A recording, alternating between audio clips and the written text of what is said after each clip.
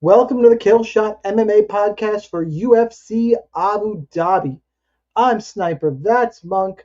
We are going to break down all 12 fights on DraftKings here on a Tuesday night. Get you queued up and ready for the card. DraftKings, we are going to skip Asu Almabayev against, who's the new opponent? It's a replacement, is Jose Jose Ochoa. Ochoa. That fight is not on DraftKings. You need salaries to break down a DraftKings fight. All that analysis will be in the DFS Army Discord cheat sheet. I have a really strong stand on that fight as well, so make sure you check the link in the description on YouTube. All of my bios everywhere. Join us at DFS Army. Get access to the optimizers, more cheat sheets, ownership projections, all the good stuff to help you take down some DFS contests, make that money with DFS Army. Long intro. Monk is back. Was at a flag football tournament last week. Monk, I assume your son scored about 300 touchdowns, and was the tournament MVP and was just teabagging on kids. Well, in the first couple of games, but turns out there's like a 14-year-old kid from Miami who's like 6'4" and makes catches like Odell Beckham. He's got a goatee, a family, he works at a factory. So yeah, I think those guys won. So but it was a great experience. Got to go to the Hall of Fame, hang out with my boys, and yeah, it was super fun.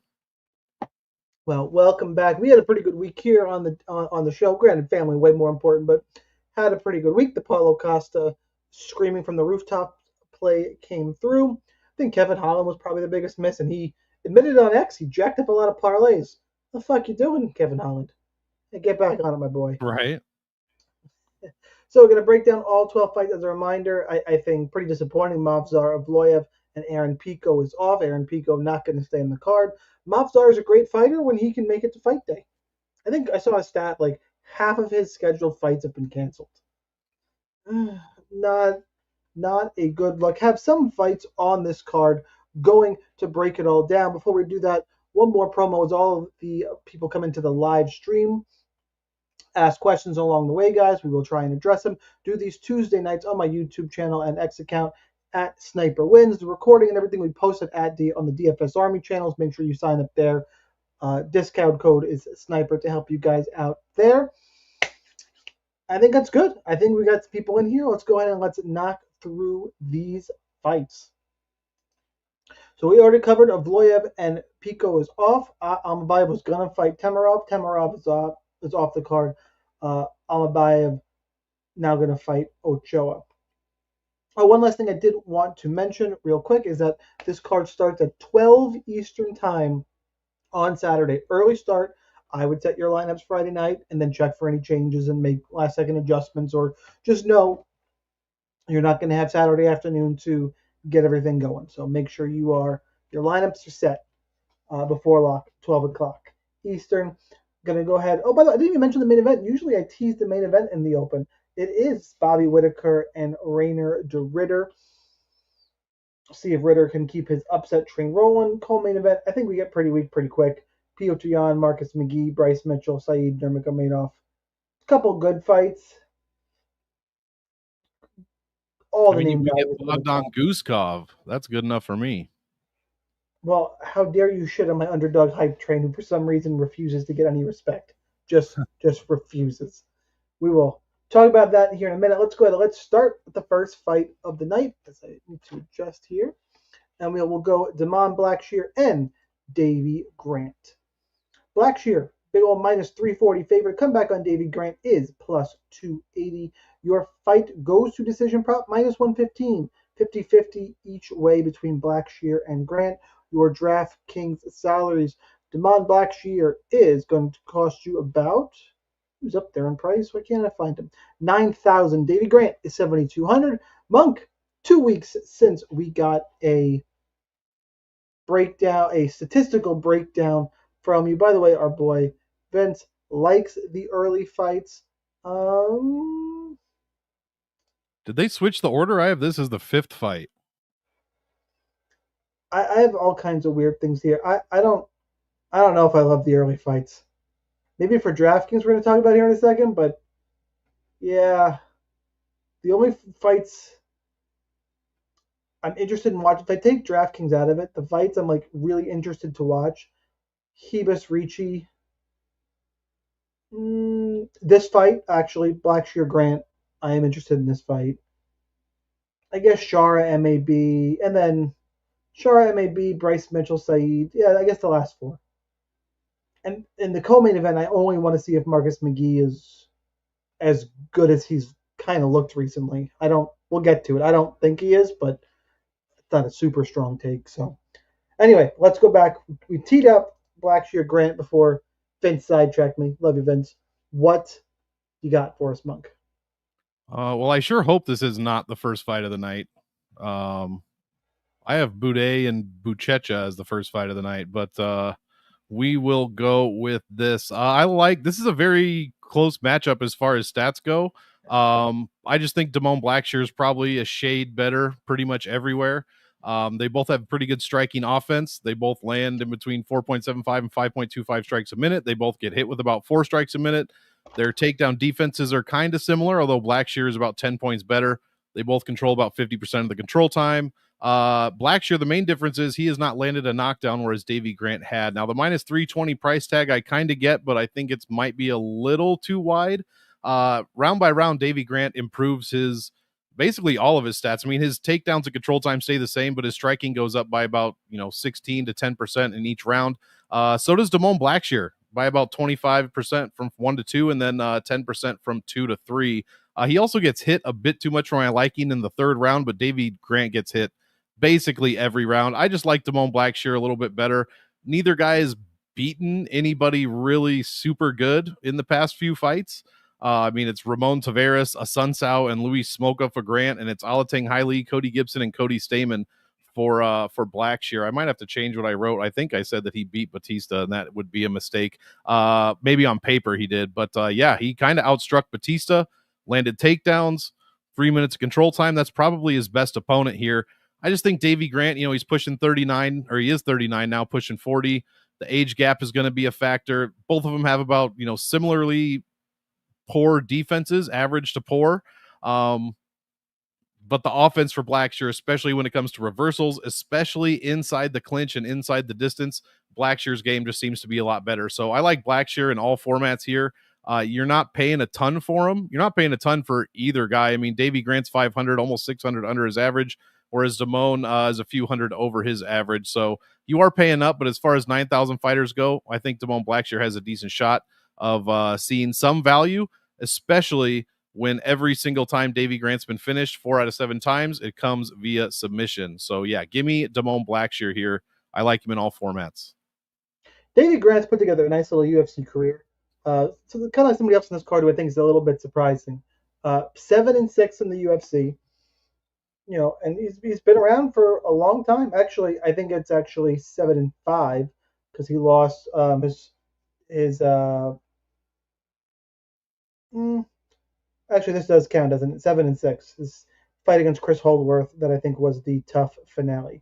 Look, I like Davy Grant is what I'm trying to get at too. I really wanted to find a reason to pick Davy Grant because I like him. And he's good, he's got solid boxing, he's quick. But the problem is everything that I think he does, I think Damone Blackshear does a little bit better. I think Blackshear is a little quicker, a little slicker on the ground, can get takedowns, more power. Like I think Blackshear's just better and is improvement. While Grant, we've made a joke of this the last few months. I am 12 days older than Davy Grant. So Nice.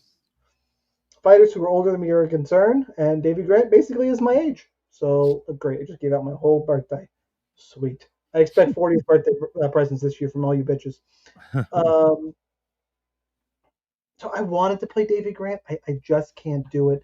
There's other dogs I am going to pick on this card. You can mix in. Grant will be a secondary option for me because he's gritty. He's a vet. He finds ways to win some fights that I just didn't think beforehand he had any business winning. Like he's got good fight IQ. He's solid all around. Like it's really not taking a shot at him here. Just I can't find any one aspect where I can point him and say this is how he's going to win the fight.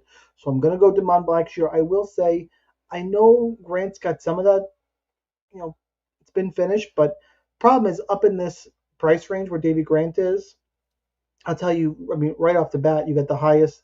If I'm going 2 fights above and below, right? Krylov-Buskov is the best GPP fight on the card, right? Aslan Alikana is right damn near. And same thing with Buchecha Boudet. Like, those three fights are all higher exposure fights on both sides than this one is. It just kind of what it is. And then when and Haniyaya, or not Haniyaya, Hamid Yahya, the problem there is I don't want any part of the dog, so any exposure is going to be taken up by Stephen Wen. We'll talk about that fight later, but it gets more ownership to be sucked away from it. So I am on Blackshear from back a little bit of Graham. Our friend Jan says Grant is going to be fueled by jellied eels and blood sausage. Can't lose. Gotta love those Brits. All right, let's move on and let's talk about the aforementioned Muhammad Yahya and Stephen Wen. Wen is minus 330. You should pause right fucking there. Stephen Wen is a minus 330 favorite in the UFC. Do you know how bad you have to be as an opponent in terms of UFC level to be plus 270 against Stephen Wen? Who, real quick, I know I'm getting into the breakdown early, but I can't. Stephen Wen has had one UFC fight, and he lost it to Jarno Evans. And that guy's a minus 330 favorite. Talk about some of the other fights that have led to that in a second. Let's finish the intro here. Don't have all the props for it. Over 1.5 rounds is minus 200. That leads me to believe that the fight ends of the distance is going to be about minus 170-ish. You'll get a little, probably be pick'em-ish for minus 2 for 2.5 rounds, minus 130 maybe, and then you'll get minus 170 for the full ends inside the distance. Your DraftKings salaries we alluded to before as well. Nguyen is 9,200. Yaya is 7,000. Munga, I mean, I clearly gave away where I'm going here, but do you like yourself some what I would consider a contrarian play in Muhammad Yahya?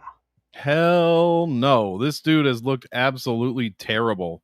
Against Trevor Peek, he got outstruck, he got taken down 4 times, and he got controlled in 5 minutes out of 15. Just looked terrible. Landed 2.8 strikes a minute. Did land a takedown, but had no control time or not many ground strikes to go on. Out of those 43 shots, he did target the body, a third of those, which I guess is a good thing. But that's about the only positive note I can make from there. And against Kawe Fernandez, this dude landed 4 strikes in almost 5 minutes while he got hit with 37 strikes in the same amount of time. No takedowns or control time in that fight. It just looked bad. Now on Stephen Wen, it's like, all right, I'm picking this guy to win, but at minus 320 or whatever you said, this dude lost to Alon Cruz. He beat AJ Cunningham, and then he loses to Jarno Aarons. Like, there is nothing good about this fight really at all. It should be very low level, very high variance. That said, Stephen Wen should have, he should win this fight. Muhammad Yahya's defense is some of the worst on the entire card, and it's really not close. The only category which he stands out is his clinch striking defense. And we don't really see much of that from Stephen Wen. He tends to stay on the outside. The takedowns he doesn't hardly do. Control time, 59% to 41. Yahya allows 93% control time. He allows 5 strikes a minute and only lands 2.3. Meanwhile, Wen lands 7 strikes a minute, but gets outstruck 7.36 to 7.15. So if we're not going to see a ton of volume from Muhammad Yahya, which I doubt that we are, and his defense looks that bad, I have to go with Stephen Wen. I would never bet that. But he would have scored well in his Dana White Contender Series win over AJ Cunningham. He would have put up 121 in a second round finish. But against Jarno Aarons, he scored 31 in a very lackluster fight in which he was $9,400. So we're doing this again. He's what, 93, 9,200? So we're trying this again against a similarly bad fighter, probably a bit worse, actually. So definitely. I don't know. Yahya is at home, if that means anything to some of you. But yeah, I'm picking Wen. But like I said, very low level. Anything could happen, but I'm not really going to play a ton of Yahya here. Yeah, I guarantee you, Stephen Wen's manager and coach got this proposal, and we're like, "Yep, yeah." Yeah, he probably forged his signature. Like, got to get this signed immediately. Yeah. So pretty much covered it. I do think there's some better options other than Nguyen instead in terms of scoring. So with that, because I don't think it's a very live dog, because I'm pretty sure Nguyen wins, but I don't think he scores well. I'm going to be under to this fight overall and kind of move on about my day and hopefully not get my tits burned by it. But I will be under to this fight. Let's talk a fight you should not be under. And I'm going to throw some people slightly here. Slightly. Marcus Buchecha and Martin Budai. Buchecha is minus 300. Budai is plus 250. Fight ends inside the distance. Minus 250. Super solid fight to target. Buchecha is the favorite, and he's only 9,100. Taking on Budai, the comeback is 7,100. This is definitely my favorite fight to target in terms of GPPs. Even though one's got a slightly better inside the distance prop for under 1.5 rounds, I really think this one is Buchecha early or Budai. Do not, and I know I've been going to Monk first, but I feel strongly about this one. I gotta say a couple words before we kick it over there for the stats. Don't let anybody tell you Martin Budai is terrible, because I've kind of heard that, and then like you just I know I've said not to WikiCat, but just quickly, if you're gonna tell me a guy is terrible, yeah, he shouldn't be 6-1 in the UFC, and you can tell me that heavyweight is bad, and I get it, and it is. He's still 6-1 in the UFC. That's not nothing. Now, for those of you who don't know Marcus Buchecha, before we get into the stats, and then I'll do a little more technical analysis after.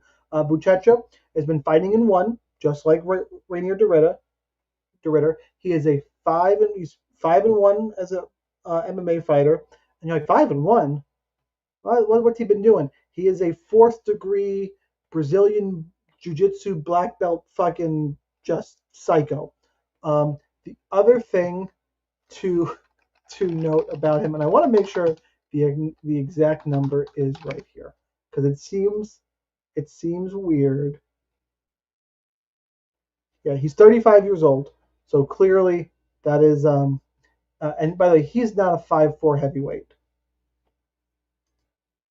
He's not a what? 5'4" heavyweight? We have UFC stats has him at 5'4". Oh, geez. Marcus Buchecha is not 5'4". I'd say that's a typo. Yeah, Tapology has him at 6'3". Can you imagine if you were 5'4", 255? Yeah, your name would be Chris Barnett. Yeah. No, Chris Barnett is much taller than that, and that's kind of exactly my point. So, submission ace against a 6-1 UFC experienced fighter, Buchecha being the big old favorite. Monk, where are you going with this? Yeah, like you said at the beginning, it's either Buchecha late or it's clearly Budai. Budai clearly has the DraftKings upside, and it's really not close.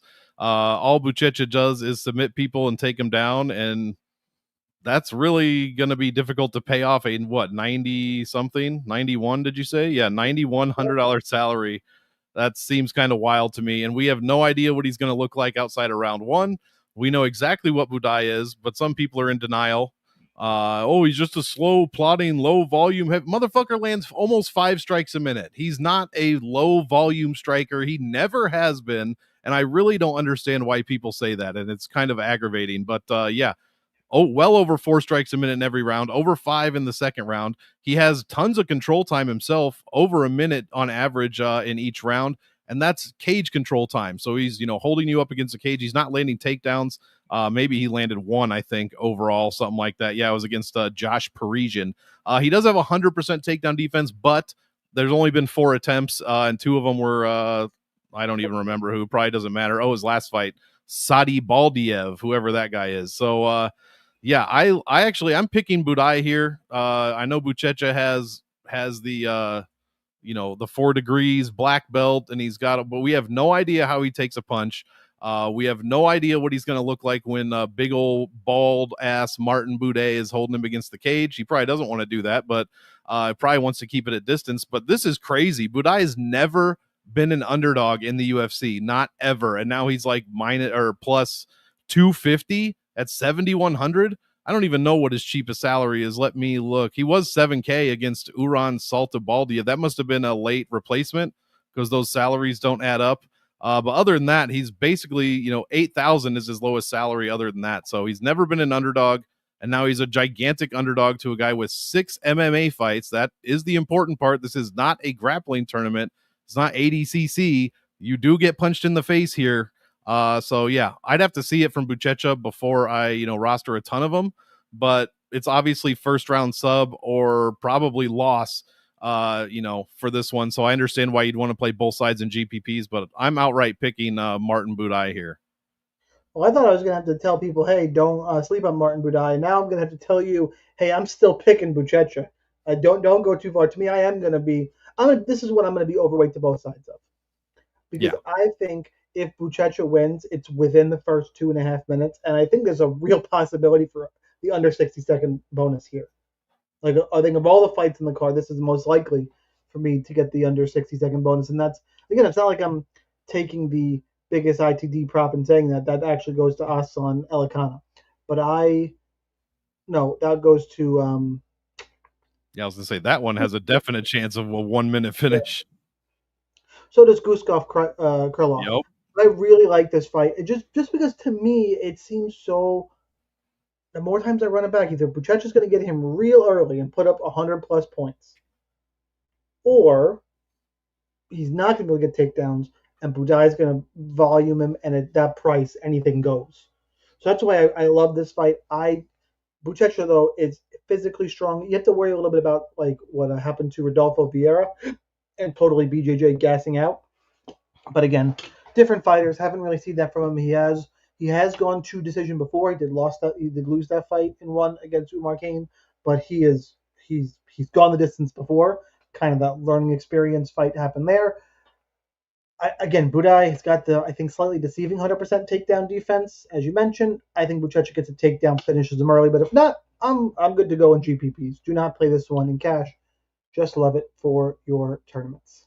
Even then, I don't know. His salary is so much that a takedown in a first round finish, if it's not in the first minute, might not even get him like 98 points. Might not, but I'm willing to risk it. And GPP's in 90-100. He's not 94-95. Yeah, that's true. 91 isn't and who are you going to play? Buchecha at 91, Wen at 92, or Piotr Jan at 93? Peter Yan. Or you can go to 3 rounds. He's going to strike against Marcus McGee. He's going to strike a bunch against Marcus McGee, I guess, but he better finish him.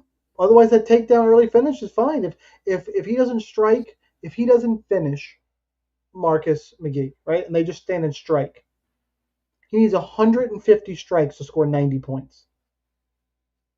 That's a lot of fucking strikes for 3 rounds. Like, he's not Max Holloway, but he could get a finish. I'm just making the point with who's up in this range. I think Buchecha is a really strong play. All right, let's move on and let's talk. We're not going to talk Asu Amabayev and Jose Ochoa, DFS Army members only for that one because we don't have salaries yet. So get in the Discord, join us there, and we'll move on to Ibo Aslan and Billy Elikana. Aslan is minus 255, Elikana plus 215. Fight ends in the distance is minus 400, 50-50 to be 1.5 rounds. So another GPP special type of fight here. DraftKings salaries. Aslan 8,900, Elikana 7,300. Monk, where you going? This is a huge GPP fight, like I think you mentioned. I like Aslan a lot here. I don't really think a lot of Billy Elikana, to be honest. My guy Guskov absolutely smashed him in his debut fight. Subbed him in the second round, landed a takedown. Short notice, for what it's worth. Short notice. What's that? Oh, yeah, short notice. Oh, no, he didn't land a takedown, but he landed 5.5 strikes a minute and ended up with 1.5 minutes of control. Elikana did get a takedown and some control, but he didn't really do much with it at all. And he's also looking like kind of a headhunter. Speaking of headhunters, we have Ibo Aslan on the other side, and that's pretty much all he does. He did throw leg strikes, actually, in his Dana White Contender Series fight and against the Pleasure Man. But, yeah, he hasn't really fought anyone, and the one time he stepped up a little bit to Iwan Kutalaba, he got subbed in 3 minutes. Now, we're not really worried about that so much with Elikana. I mean, he does have one sub finish, but that's not really probably what he's going to do. He landed 2.34 strikes in that fight per minute, and he got hit with 5.5. Meanwhile, Ibo Aslan, 7.84 is what he lands, gets hit with about 5. My biggest problem is, while Elikana does have, I guess he did get taken down. Yeah, no, he didn't. No takedown attempts, but he has no striking defense, like none whatsoever. 33.8% is his striking defense in that first fight. I know it was only 8 minutes, super small sample size, but still, we got to work with what we got. Aslan has a 63% striking defense, and he lands over 50% of his strikes. Doesn't control any of the control time like whatsoever. So if Elikana is somehow able to not get knocked down and level change and get Aslan down, then I would be pretty worried about going super high on Aslan. But at the same time, this could easily be a quick win. Minus 250 seems kind of narrow, to be honest. And we get this dude at 8,900. I love this for GPPs. Probably not touching it in cash unless I'm feeling real risky, but I usually don't. So yeah, I'm going with Aslan to knock out Billy Elikana here. Same, not much really to add. Don't think Elikana is going to stick around the UFC too long. Great GPP fight on both sides, but much heavier on the Aslan side. I'll even borderline be under on Elikana. But there's other spots on this card that I'm willing to totally X out that I'm probably going to run. I probably will secondary run Elikana, like in terms of how I'm tier ranking, and there's a primary list of dogs and a secondary list, and then the guys I'm just gonna. For me, it's 4 tiers. For anybody curious, I kind of do my primary underdogs, my secondary dogs, guys who I'm playing just a little bit of, and then the ones I'm full fading. And he probably falls in that second bucket just because of the fight's upside. Not like Aslan, he's wild. He is a wild, aggressive fighter. Mm-hmm. That can lead to some variance, but I just can't straight up pick Elikana. So I'll take the GPP special and side with Ibo Aslan. All right, we get Muslim, the Ancient One, Salikov. That is his official nickname, by the way, against Carlos Leal. Leal, minus 500. Salikov, plus 375. Fight ends inside the distance, minus 220.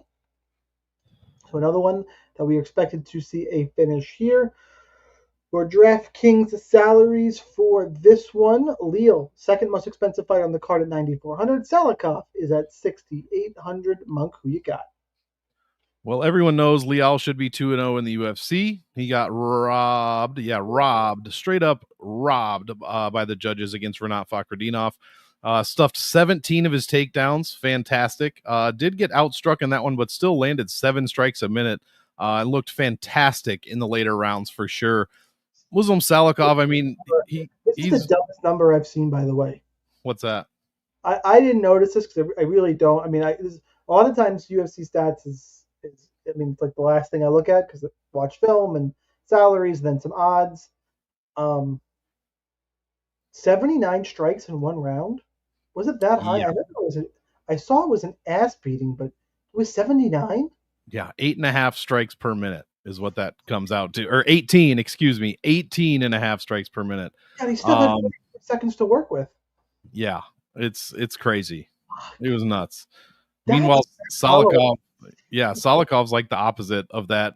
Actually, he did just come off of the most strikes he's ever landed per minute against Song Kanan, in which he somehow found a less than 4 minute finish. But other than that, I mean, there are finishes, but there's a ton of decisions. His only wins outside of the Kanan fight are like against Ponzi, who is 37, Andre Fiallo, who's terrible, Francisco Trinaldo, who is somehow still older than Muslim Salikov. And yeah, just not a ton of great wins. He never looks really, really good. And he doesn't generally land a ton of strikes, while Carlos Leal just lands a ton. I mean, we just said that 18. I know he's only fought for, what is that, just over 19 minutes total, but we're at 9.65 strikes a minute. He gets hit with 7.7, so not ideal, right? But Salikov doesn't even land 3.5 per minute, so we're not too worried about that. What we are worried about is that somehow Salikov still has the power in his hands, which we have seen on display, especially in a few occasions here. I mean, he knocked down Song Kanan, he knocked down old-ass Trinaldo, so he's still getting it done without throwing a ton of strikes. He just really doesn't look too good ever, which is why the last fight was so surprising, at least to me. But I like Leal here. There's a 10-year age gap as well, which should come into play. And I don't know, man. If you are almost beating Renat, or technically beating Renat Fakhretdinov, and then, going out and beating Alex Morono in the way that he did. I mean, I don't see how you don't beat Muslim Salikov here. The salary, I think he's pretty expensive, 9,400. It really could pay off. Salikov is kind of tough to finish, but he has been finished 3 times in the UFC, once in the first and twice in the second. So that's kind of what we're hoping for at 9,400. Because if this goes the distance, Leal's really not going to pay that off. It's not like he gets takedowns a ton or a ton of control time. It's less than 7%. But yeah, the striking's there. The striking defense is okay percentage wise, but he gets hit a ton. Hopefully we won't see that from Salikov, and Leal can just keep the pace on the 41-year-old guy and get the job done here. Totally agree on higher on Leal. Salikov, those buckets I was talking about, he's going to follow those guys I play just a smattering of. Like he's damn near close to me for a fade. Other spots I want to target, too old, not enough volume. Even if he wins, the volume he throws at, if it's decision, even at his price, I don't think he gets there. I just don't see him finishing Leal. I don't see it. So it's one of those going to take a stand on. Give me Leal. Better everywhere, more dynamic, age on his side, athletic ability. It's hard to. I don't see a way through for Muslim Salikov other than just say, 4-ounce gloves. Oh, I landed something. Can happen, but give me Leal pretty much everywhere. All right, let's talk about a fight that I think is, well, let's get to it here. Amanda Ribas, Tabitha Ricci. Ribas, minus 185. Baby Shark Ricci, plus 160. Fight goes to decision, minus 350. DraftKings salaries. Ribas is 8,600. Ricci is 7,600. Monk, to me, we have a case of a fight that I handicapped. I thought that this should be a dead pick. I was expecting minus 110 aside. Now that I get Ricci at this number, I go, well, I get some value on the odds. I get some value on DraftKings as well. And now it's one I have to consider. Where when I was looking at him, I was like, I expected it to be pick 'em and just no interest. What do you got? I'm gonna go with the favorite here, and it's just because Tabitha Ricci just gets hit way too much, and she hasn't really faced a ton of grapplers. Her last few fights is Yan Jiaonan, Angela Hill, I guess Tisha Pennington, Lupi Godinez. I mean, Jillian Robertson's a grappler, but other than that, it's really not a lot. And she gets hit way too much. 4 strikes a minute in the first, 6.5 almost in the second, and almost 6 in the third round. She only lands 4 strikes a minute, basically, which Ribas lands a bit more, just barely, but she only gets hit with 3.24. And I think her grappling is way better. And I think her even her wrestling it's close, it's comparable. But the control time for Ribas, the overall jiu-jitsu for Ribas should be, a big factor here, especially if it goes to the ground. But I think Ribas could also just stand it and outstrike her in every single round. I don't really. I mean, I guess it's close to a pick-em-ish, I guess, in my head, but I see Ribas winning this 6 or 7 times out of 10. She's 5-1 at strawweight. She did go up to flyweight for a little bit. Her only loss was her last fight in that division against Mackenzie Dern, who subbed her with 4 seconds left. She didn't look great in that fight, but did land 2 takedowns and out-controlled Mackenzie Dern as well. So, yeah, Ricci just gets hit a bit too much. I don't like how she looks in the second and third round. And I just think Ribas can hang on and win a decision. As far as DraftKings, I am not really looking forward to playing this one at all. I have this as a 2-star fight. Nobody's really making the optimal lineup. Nobody's really putting their opponents optimal. They both average like 96 per win. Nothing crazy. I mean, that'll get the job done, especially for Ricci at 7,600. So there could be a little bit of value on here if we're saying that it's closer to a pick'em. But I like Ribas at strawweight. Her striking's pretty good. Her all-around game is pretty good. And again, Ricci just gets hit way too much. She has a 57, almost 58% striking defense, and she still gives up 5.29 strikes per minute. Yeah, I just think it should be pick'em because I think Ricci's gonna be able to stop the takedowns. She's a very good grappler herself, even if it goes to the ground. And Ribas is better on the feet. At space, but if they get in tight, I think Ricci will be able to outmuscle her up in the clinch, dirty box a little bit. I think Ricci can kind of grind this type of fight out. I think Ribas in the feet will need to maintain space. I see this fight ending up in the clinch a lot, and I think Ricci's a little bit better there. Granted, I think Hebus. I also, because of that strength advantage, I think if this fight goes to the ground, Ricci is more likely to be able to get up. Whereas if she gets on top, I think Hebus is going to be playing guard and ceding some control time. Very close fight, regardless. Because of the salary is 86-76, I have no interest in Hebus. Even if you think she wins, I think it's just not a good play for all the reasons we mentioned. Should go to decision. And flip, 7,600 for Ricci, makes her viable in cash, puts her live in GPP. The salaries are really what matter here in terms of DraftKings. Even if you disagree with me and think Hebus wins the fight, and again, I'm basically 50-50 on it with a slight lean towards Ricci. But even if you disagree and you're like 70-30 Hebus, got news for you. That's not enough for me to really want to roster a ton of her on DraftKings. Looking for upside, looking for optimal. I would be very surprised if Hebus hits it even in a win. Whereas Ricci, I think, has got a couple paths and then cheaper salary that make her viable there. All right, let's move on to, I think we got 2 fights in a row. And it's also worth mentioning on this card, there's a few fights that you just need to get damn near all of. And this is one of, like, and they are, I mean, we'll talk about it, but Whitaker to Ritter is 5 rounds. You're going to want a bunch of that. Could argue for Yana McGee. That's not even one of the ones I'm talking about. Shara MAB is I think, a pretty high exposure fight for reasons we'll get into.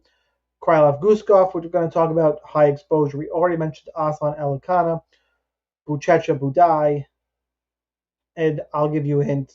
I'm pretty high on a fight that we're not talking about. Head into Discord to see which side, but one of the fights I'm even going to talk about. So there's only so much room for the Amanda Hebus's, the Tabitha Ricci's, the Muhammad Yahya's, the Davy Grants, who even I thought was live earlier. Like there's only so much room. Can't play everybody. Where are we? We're at Krylov Guskov. Nikita Krylov, Bogdan Guskov. Krylov is minus 200. Guskov is plus 170. Your fight ends in time to distance, minus 160. Under 1.5 rounds is minus 158. To me, that just says load the fuck up. Like, I'll probably be damn near all in on this fight. Your DraftKings salaries. Nikita Krylov is, where is he? Who the fuck is he?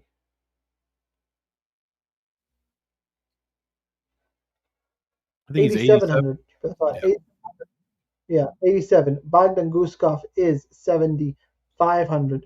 They refuse to give my boy Bogdan any credit. Remember when he came in and people, including myself, were like, he's got a shot against Volkan Oezdemir, and then I think he UFC jitter shit his pants, and now he's just going to be a dog, and he's going to keep upsetting people. So I like Guskov. We'll talk about it more in a second. What are the stats say, Monk? I like him too. And the fact that he came in after that Oezdemir fight and basically knocked out 2 heavyweights in Zach Paunga and Ryan Spann looks pretty good. And then he subs Billy Alikana pretty much with ease. So I really like that. Pair that with, Nikita Krylov just jumping into a huge, right hand or whatever it was from Dominic Reyes. I don't know how trustworthy he is. I mean, he also got a win over Ryan Spann. He did beat Volkan Oezdemir in a very, very washed Alex Gustafsson, but got subbed by Craig, lost to the champ, lost to Glover at 39 years old, lost to Jan. I mean, those are good names, but I don't know how much I can trust Nikita Krylov here. I mean, this is definitely an all-in play. I think they have 40 and 60 fights total between them professionally. 5 have gone to decision, just 5. So I think 5 of 6 of Nikita Krylov's fights since 2021, someone's made the optimal. And with Bogdan, it's 3 of his 4 UFC fights. So definitely play this one. You got to play both sides. I'm picking Guskov just because I'm a fan, and the salary savings here at 7,500. He doesn't even need 99 points to 13x. So I love that. He's 400 under his average. Where you're paying up for Nikita Krylov, it's only 87, but he's still 3.5, 350 over his average salary here. So anything could happen. The stats don't say a ton, except both guys have pretty shitty striking defense, and they both hit hard as hell. So, yeah, I'm going with Guskov here to get it done, and that's what I would love to see at 7,500 this week. What I think people are doing, by the way, is they're seeing, hey, Nikita Krylov beat Volkan Oezdemir. Yeah. Guskov got knocked out quick by him. Again, Krylov, found success in the takedowns in that fight against Ustamir. Guskov did not. Probably because Ustamir was getting taken down and then improved his takedown defense a fucking shit ton. This one on the feet, like, I don't think either guy's going to really have a grappling advantage here.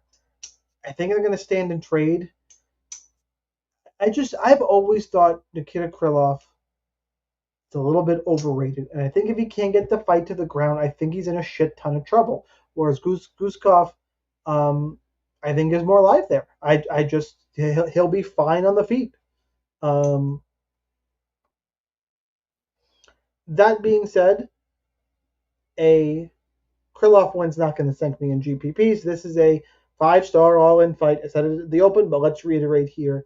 I'm probably the way I'm going to do this. I'm going to say, okay, I'm on the dog here. What's the ownership level of Krylov so he doesn't beat me in terms of syncing all my lineups? And I'll put that in, and then I'll load the rest up on Guskov and get way over the field. Mm-hmm. That's probably how I'm going to attack it. Another spot I'm going to do that with here. So I like Guskov. Krylov win, not going to sink me. And we'll take a stand here. I do think it'll be because of the minus 158 under 1.5 number. This is not going to be viable for a kill shot. It is going to be a popular play on both sides. So while sad, you can't read into my kill shot pick just yet, guys. So click on the wrong item here. Let's get back and let's say hi to our friend Ash in the UK. Ash, you should be asleep. I mean, I know you well enough to know that you don't fucking sleep and you're a psycho and I love you, but go to bed. Right after you click the like button, share with all your friends, even though I know you already did. Yeah, you got to get up and eat beans for breakfast tomorrow, so you got to get some sleep. Don't fucking knock the English breakfast. How dare you? You do not knock the English breakfast. I'm not a breakfast fan anyways, but you start throwing beans and fucking sausage in there, no. I mean, you want an English breakfast or you want a bowl of Cocoa Puffs? Neither. No breakfast for me. It makes a man weak. Ashley hates beans. I'm with Ashley. All right. Let's move on and let's talk Shara Boat and Marc-Andre Barriault, which I think is how you have to say that name, just like Benoit Saint-Denis. Magomedov, though, is minus 650. Marc-Andre Barriault is plus 475.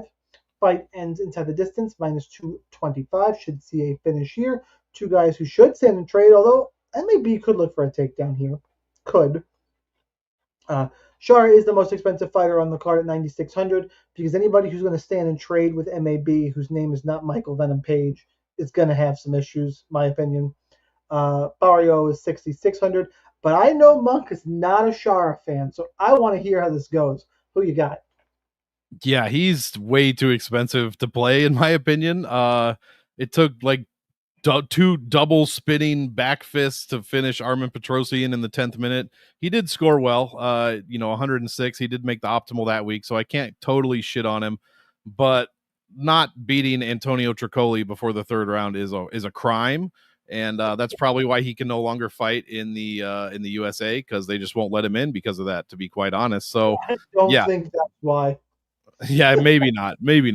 Or it's the fact that he could never get cleared by any association, but that's another story.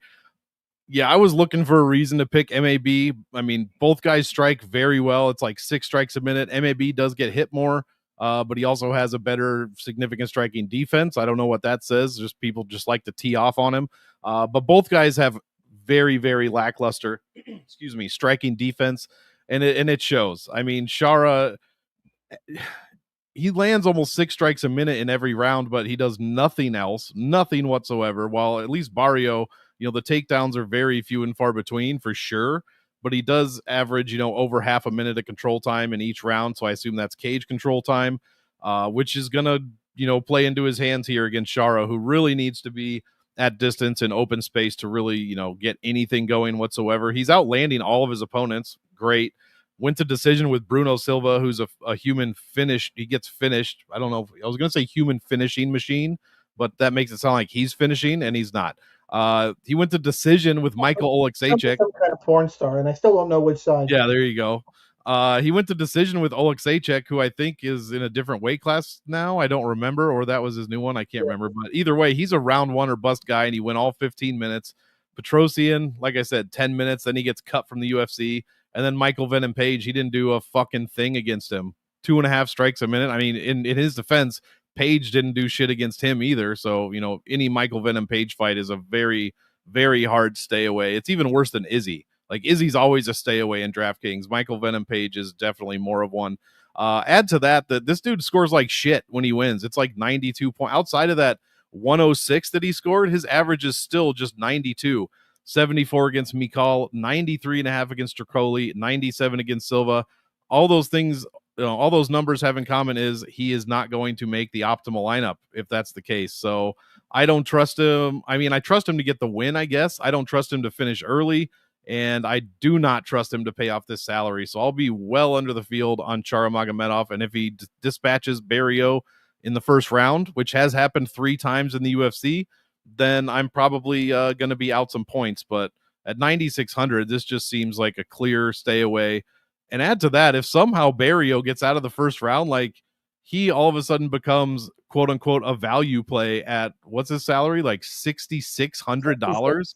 He's 1,500 under his average salary, where Chara is like almost 1,000 over. Like this is kind of a no-brainer as long as he gets out of the first round. Don't get finished in the first round, which Chara has not shown that he can do whatsoever. In fact, his first round stats are just kind of awful. I mean, actually not really. 5.8 strikes a minute. He does that kind of in every round, but there's nothing else happening. I mean, he's got knockdowns in the second and third, but he's not really doing much in the first round, and he's extremely predictable for the most part as far as what his game plan is going to be. So also, he has one eye, so just punch him on that side of his face and you'll be good. So yeah, give me I guess I picked Chara. I wanted to say Barrio, but Barrio's the clear DraftKings pick in my opinion. For what it's worth, Marc-Andre Barrio has been knocked out 3 times in the first round. Chidi and Jaquani got him in 16 seconds. Joe Pfeiffer got him a minute 25 in, and really concerningly, Dustin Stoltzfus got him real early in that fight as well. So that's the upside argument for Chara. I do think Chara is better everywhere. I don't see Barrio getting takedowns in this fight. It's probably what he should try and do. Physically stronger guy. Clinch could be good, but Chara is just better. He has to be the pick. I will agree with you that I think it's going to be very hard for him to pay 9,600. And because I think we have a favorite who's going to have a hard time paying off his salary and an underdog with a really limited path to victory here, I'm probably just going to be underweight to the whole fight. I've already said 4 fights I want to jam in fucking tons of. This one just going to be under on both sides. I'll probably have 5% or less of Barrio, and if he lands something crazy, oh well. And I'll probably be like half the field on Chara. That's my initial gut take to it. But we'll see how the week unfolds with the optimizer starts spitting out and how we have to adjust. But I do agree Chara wins, and overall don't love the fight for DFS. Yeah, and don't count on Barrio with his takedowns. He hasn't even attempted one in at least his last 10 fights. Yeah, it's been a minute. Bryce Mitchell, Saeed Nurmagomedov. Mitchell, minus 130. Nurmagomedov is plus 110. Fight ends to the distance, minus 115, so 50-50 there. DraftKings salary, we got our mid-range fight here. Mitchell, 8,300. Saeed is 7,900. But I really hate the DraftKings won't just give us like 8,100 aside. But let's get back to what stuff used to be. Salary's getting fucking stupid. Before Monk gives his breakdown, let's remind, and some of you are going to be like, well, no shit. But if you're not familiar, yes, his last name is Nurmagomedov. No, he's not a grappler. He's a kickboxer. I know that's fucking weird. Kickboxing, Muay Thai, that's his strength and game. Not a grappler. Okay, Monk, take it away. Not a grappler, but has attempted 26 takedowns since Cody Stamann. So that's like 6 fights ago. I know most of those came against Oliveira, in which he was getting a little bit outstruck. And then the other 9 were against Martinez, where he was actually landing more strikes as well. And 1 for 9's a problem. got some control time. Yeah, 1 for 9 is definitely a problem for sure. I mean, Bryce Mitchell's only path to victory is getting Saeed down and just controlling him. That's it. You're likely not going to see a finish from Bryce Mitchell. To be fair, that's Bryce Mitchell's path to victory in every fucking fight. Exactly. And it has been backfiring. No, not from where I'm sitting. It's been for him. It's been great to watch. I hope there's a late notice replacement on Saturday. And Josh Emmett walks into the cage. No shit. But yeah, you know what's worse than 1 of 9 takedowns? 1 of 14, and that's what Bryce Mitchell went against John Silva. He attempted 14 takedowns in less than 9 minutes. Crazy. Did some striking, probably his best striking actually since the most strikes per minute since the Topuria fight. But I got to go with Saeed Nurmagomedov here. First of all, my bias towards hating Bryce Mitchell, like most other people, is just very, very strong. And I'm trying not to think about it, but it's just aggravating. The only problem is Nurmagomedov, when he loses, he gets out-controlled tremendously. Loke Dog, 7 minutes. Martinez, 6 minutes. He does have control time of his own, but he obviously does his best work, at distance, I guess, but especially on the feet inside the distance, like clinch work against the cage, dirty boxing, stuff like that. Both guys have very good defense, okay takedown defense. I mean, percentage-wise, Saeed is double what Mitchell's is, but who's trying to take Mitchell down? Most people don't want to go to the ground with Mitchell unless you're John Silva. So, and even then, he didn't attempt any takedowns. But I got to go with Nurmagomedov. I mean, Bryce Mitchell, what's his salary? 8,300. These are fine. You can play either guy as far as GPPs, I guess. But Mitchell, not the best scorer, and Saeed Nurmagomedov is right there with him. So Mitchell's only made it once in 3 wins, with Nurmagomedov making it twice in 4 wins. Mitchell's put more opponents optimal, but just barely. You get to save salary on both guys, so I really don't have a problem there. But the big deal is they're only scoring 92 points per win, and that's usually not very good. Even at 8,300 and 7,900, depending on how the 9K guys score, that might not be good enough to make the optimal lineup, even as a $7,900 dog. So I'm going to kind of not fade it, but I have this as a 2-star fight. I'm rooting for Nurmagomedov. I think he has more paths to victory, but that definitely is hinged on do not get taken down, and even more so, don't get controlled by Bryce Mitchell. If that happens, no one's going to score well, because Mitchell, I mean, he land strikes on the ground, but it's not a ton, and just neither guy's going to score well in a decision. So I forget what you said that was. It looks like -115 as far as a finish. I think that probably widens a little bit towards the goes to decision line before the week is done. So give me Saeed Nurmagomedov, but I'm not too excited about playing this one. I hate this because I'm going to pick Bryce Mitchell. I am taking the bias out of it. I do think he gets takedowns against Saeed, 62% takedown defense, and a lockdog got him down. I think Mitchell can get him down. I just objectively, it's definitely objectively, trust me, because if it was subjectively, we'd be putting a pretty big bet on Saeed. But objectively, I think Bryce can get him down, control him, score. I think the scoring on both sides is okay because Saeed is live to a knockout, because Mitchell, if he can't get knockdowns, he's going to get desperate and can do something stupid. We've seen Saeed with body shot knockdowns before, has power. I think both sides are okay. I will lean towards the Mitchell side. This is a very vanilla, middle-of-the-road fight. Usually I like to take a stand here, but again, I've mentioned it, but I'm trying to – every slate I feel like has a theme that I need to hit home. Sometimes it's, hey, this is stars and scrubs. Sometimes it's mid-range. Sometimes it's couple underdog slam. The theme to this card is one that is pretty common, so it's worth – people on DFS Army have heard me say this before. This is one I think we have very clear 4-ish fights that you just should go overweight on both sides and then mix in your other favorite plays. I think we've made, and this one is just going to end up in that kind of vanilla wash range of other guys who could be a last man in. I don't think you take a stand here, but I will be on the Bryce Mitchell side, and I fucking hate that. I feel dirty. I'm going to go take a shit and pretend I'm dumping on his face right after this. I know. Make that weird, but that's how I feel. I had Taco Bell for dinner too. Eating healthy over here. All right, let's go. Piotr Jan and Marcus McGee. Piotr Jan is a -400 favorite. McGee is +300. Fight Goes to decision, minus 260. That, to me, is concerning for DraftKings scoring because, again, if Piotr Jan lands 150 strikes at range and goes to decision and wins, that is 90 points at his salary of 9,300. Concerns me. McGee is 6,900.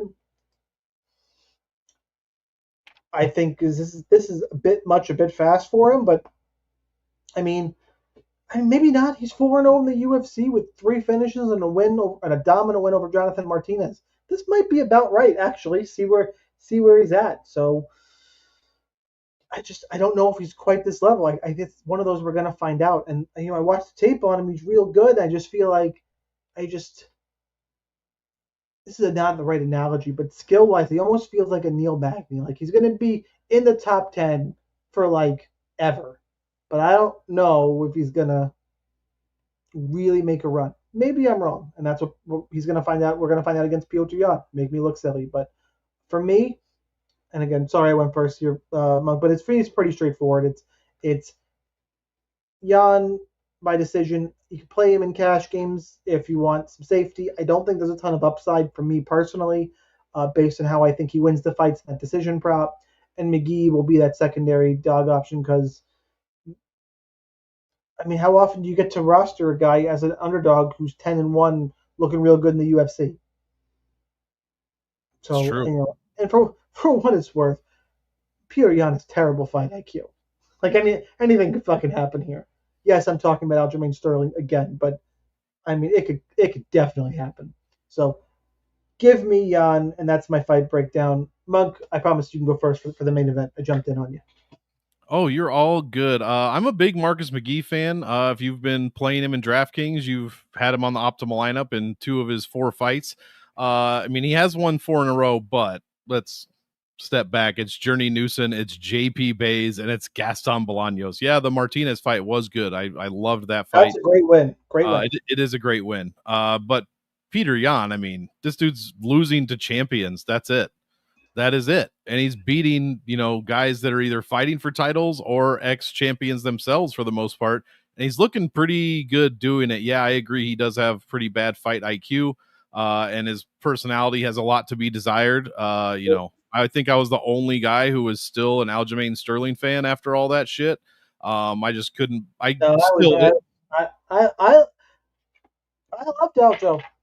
Listen, it blows my mind. The same people who fucking were like, how the fuck could Aljamain do that?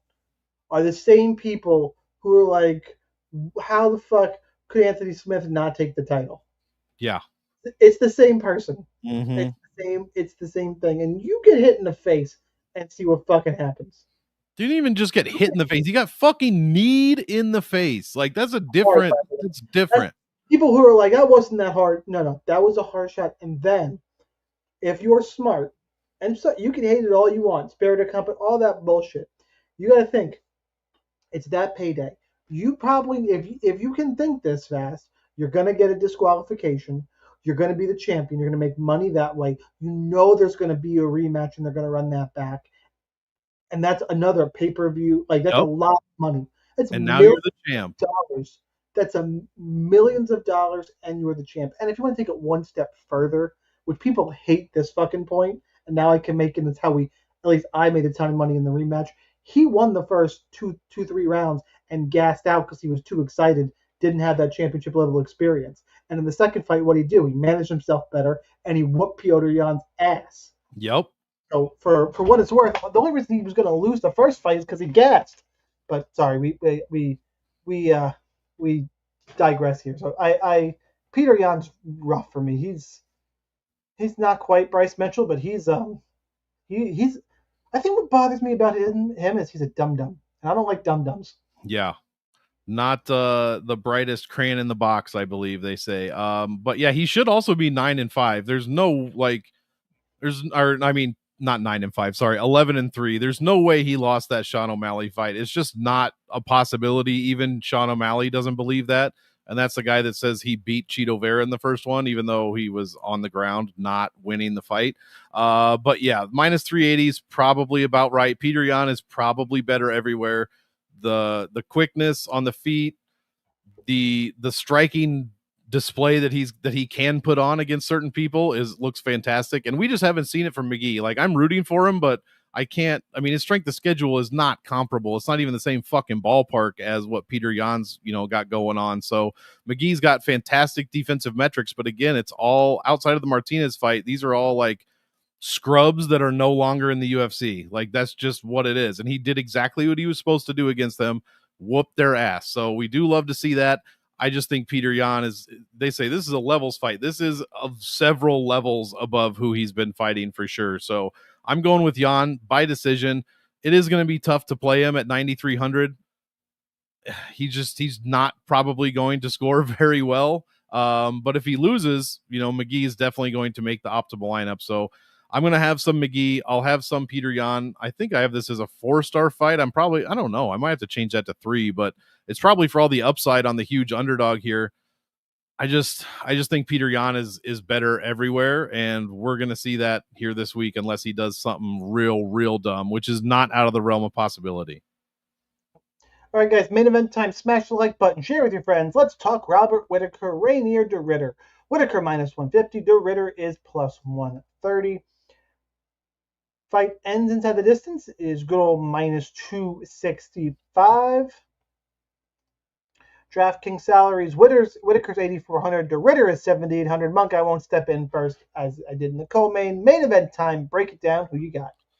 Well, I think this is maybe not a hot take, but definitely not the most common take. I am going to pick RDR to get it done here. It's the first time we differ in a main event in a long time. It's been a minute. That's true, and it could I could easily be wrong. Let me preface that with I could easily be wrong. Robert Whitaker could come out and be like, "Who the fuck do you think I was?" Like, and I'd be like, "I'm sorry, I'm sorry, Bobby Knuckles. I didn't know." But every single time Whitaker. Yeah, exactly. Every single time Whitaker loses, outside of the second Adesanya fight, maybe both of the Adesanya fights actually, he's getting taken down more than he's taking down, and he's getting severely out-controlled. Yes, one was Khamzat Chimaev. Yes, one was DDP. But if Ritter can not stay at distance, meaning close the distance, get this dude up against the cage, and just drag him to the ground, I don't see how he doesn't have at least a decent shot at winning this fight. And I know I just talked about strength of schedule with Marcus McGee and how there's levels to this shit. There probably is levels to this one too. And Robert Whitaker might, he's obviously a huge step up from Bo Nickel, a huge step up from Kevin Holland and GM3. He just looked so freaking good last time. Even in every clinch position against Bo Nickel was just, he looked fantastic. And that's exactly what, Khamzat was doing. That's exactly what DDP was doing.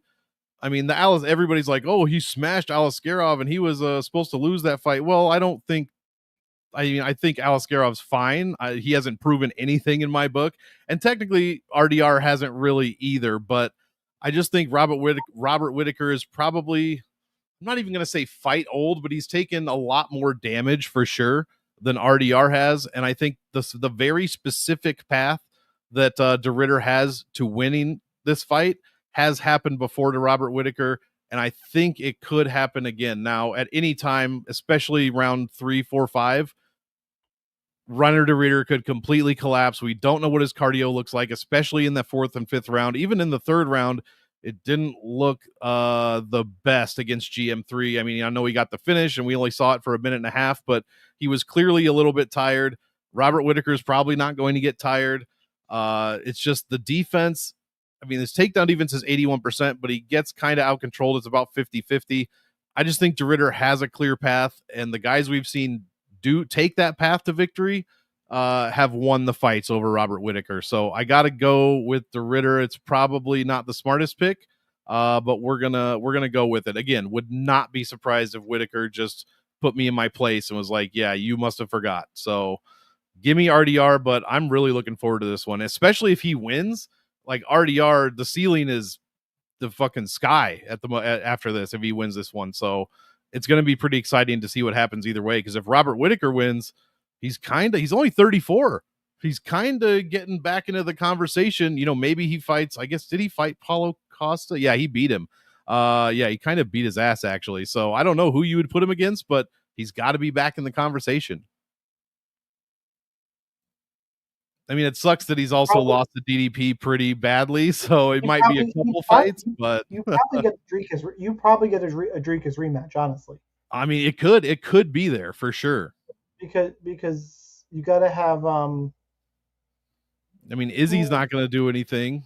Vittori Law. I mean, maybe no you put him against you know Brendan Allen or some shit. I don't know. yeah, because we got I forgot we have Dricus and Hamzat. Hamzat's next. Yeah. So maybe Uh, he fights the winner of that or something. I don't know, but regardless, let's Monk. You must have forgot. This is Bobby Knuckles. That is Look, true. Rainier DeRitter, really good run off of one. Mearshart, grappling specialist. Holland, wrong weight class. Bo Nickel, not ready. Whitaker, I don't think it's going to take RDR getting run down, like tired. I think Robert Yeah, and Whitaker, that's the big if issue for Robert sure. Whitaker is even close to prime, he, I mean, this to me is a less scary version of Yoel Romero. Now, granted, it's years and years ago, and recently he's been taken down, but I don't think RDR's wrestling is as good as Hamzat. What was the other one where he got taken? And Dricus is a different friggin' animal. So that's really what this comes down to. Can RDR get takedowns? I don't think his style of takedowns are that good. I think Whitaker's going to be on his bike, sticking and moving, pumping the jab out, landing some of those. Like Whitaker is just all around good. And I get him at minus 150 here. This feels like recency bias to me. This feels like the biggest recency bias spot I've seen in a while. Yeah, he lost to DDP and Hamzat, and RDR has rolled off some wins we didn't expect him to get. Now I get minus 150 on Whitaker. Cool. Sign me up. Um, this is like the first time we've disagreed in a while. A lot of times I'm kind of a little bit vanilla in the main event where they go even on one guy over on another. That's what I did Hmm. last week, even though I picked Poirier. I was like, don't let a Holloway win beat you. I had to make some weird decisions because of the ownership, and I still end up a little bit under on Max, and it's fine. Uh, this one, I'll be over Whitaker, under on DeRitter. I'm taking a stand on this fight. If I'm wrong, I'm wrong. But Bobby Knuckles for me is the play. I would run him in all formats, and I like the one promotion. I like RDR. I think he's going to be good in the UFC. Hmm. I just This don't is a think this is huge the fight spot. for him. I mean, This huge. this this is. I just don't think this is the spot. It was better for the division if RDR wins, but give me Whitaker. Yeah. All right, don't go anywhere. That is all the fights, but we're not done yet. We got to do the most important thing: hand out our kill shots. Kill shots, if you're not familiar, well, first of all, welcome to the show. Hit the like button, share with your friends. Even if you know what it is, hit the like button, share with your friends. Get in the Discord. A kill shot is an under-owned GPP play that can help you win one of those tournaments. Shouldn't be chalk. It can be a favorite if it's going to be something different. Where can you get different? Where can you get leverage on the field to help you win a tournament? If you're not familiar with some of that terminology, you really need to get in DFS Army and talk DraftKings strategy with us. You were a little bit behind. That being said, Monk, who can help the people who they do not expect? Who can help them win a GPP? I think I know where you're going to go. I'm relatively positive I know where you're going to go. Hit us up. You should, because obviously, as you already said, and I was thinking about this on the way home, and I totally agree. Can't pick Guskov. That would obviously be number one with a bullet for me, but he's just going to be too high owned. Huge GPP fight, so we got to skip that one. It's going to be Martin Budai for sure, 7,100. Nobody's going to play this dude. Everyone thinks he's a low volume, just slow, bald guy, which, fair enough. But one of those things is not true. He is not low volume. So yeah, and he's going against a non-striker. So as long as he can avoid getting the takedown, 7,100 might look real magical by the end of the day. So I'm in a tough spot because this week I'm can I really do this? I think I'm going to need a ruling. I'm in a tough spot because the dogs I really like, Guskov, way too chalky, right? Mm-hmm. Um, Budai, you took. I have them higher on Buchecha. I would throw Budai into the mix. Um, those are really and Ricci. So what I'm worried about is Ricci is a dog I pick, but I don't know if the GPP optimal smashing upside is really there. She's Yeah. really close. I'll go Ricci if you tell me Oh God, because the other alternative is to just slam in the mid-range fight and say Bryce fucking Mitchell, That's because true. no one's gonna play him. I mean, you could always go with a little MAB. No, I'm not quite there. I don't think he would. You know what? I can't in any Yeah, good it's conscience rough this week for say sure. Bryce Mitchell. I can't say Bryce Mitchell. He'll be the honorable mention. Him, yeah. Give me Baby Shark. Yep. Baby Shark. Do do do do. You had to do it. You have kids, and yeah, it's rough. I will go Tabitha Ricci, and I good. I feel a little better about myself. I'll be able to sleep. Go take that deuce I was talking about. All right, Yeah. guys, that's what we got for UFC Abu Dhabi 11 fights. The bonus 12th fight will be in the DFS Army Discord. Hit the like button, share with your friends. Follow Monk at Monk Maddox, MonkMattix. I'm at Sniper Wins. You can't spell that. I already said I don't like dum dums, but actually, you can still follow me. Just use the Google and try and find Sniper Wins. Monk, anything before we get the fuck out of here? No, I mean, I'm glad I'm back. It was nice to be away from a week rooting on my boy in his tournament, but it is good to be back. And next week, guys, not to look ahead. I mean, we've got a decent man, Tyra. We've got Rumbeshki. We've got my guy Esteban Ribovic. He's going to smash Elves Brenner. And the Brenner's a fun aforementioned. fighter, though. He's It is. It's a fun fight. The aforementioned Tadolfo Vieta is fighting. Austin Bashi might not throw a strike at all. Rinya Nakamura, Bekhoyev. There's some decent fights next week happening at. We're back at the Apex, baby. Back at back at the mighty Apex. So get excited. But yeah, looking forward. Not overlooking this card, like Sniper said. Early card. Get your stuff done on time. And early cards are the best. I love them. Unpopular opinion. I like Apex cards. I do too. I don't. I wouldn't have. I agree. They probably shouldn't be three out of 4 weeks. But you like mix one in once a month. Cool. Yep. I'm in. It's something different. I like being able to hear fucking everything. Like it's just. Yeah, I want to hear the coaches yelling at their guy. I want to hear him yelling at Daniel Zellhuber, "You need to finish," and then he lands one kick and three. It's just like Jesus Christ. I want mandatory one Apex card a month, and on that card there must be at least 2 Ray Longo fighters minimum. Oh yeah, 100%. Like that. I've never agreed with something quicker.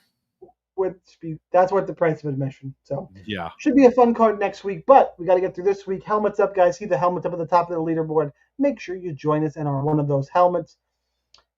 Click the like button. I know I've said it a few times. It really does help guys, and I appreciate everybody in the Discord who jumped in the live stream with questions, comments. I know I'll go in Discord, get plenty more questions throughout the week. See you guys in the Discord. For Monk, I'm Sniper. Have a good week.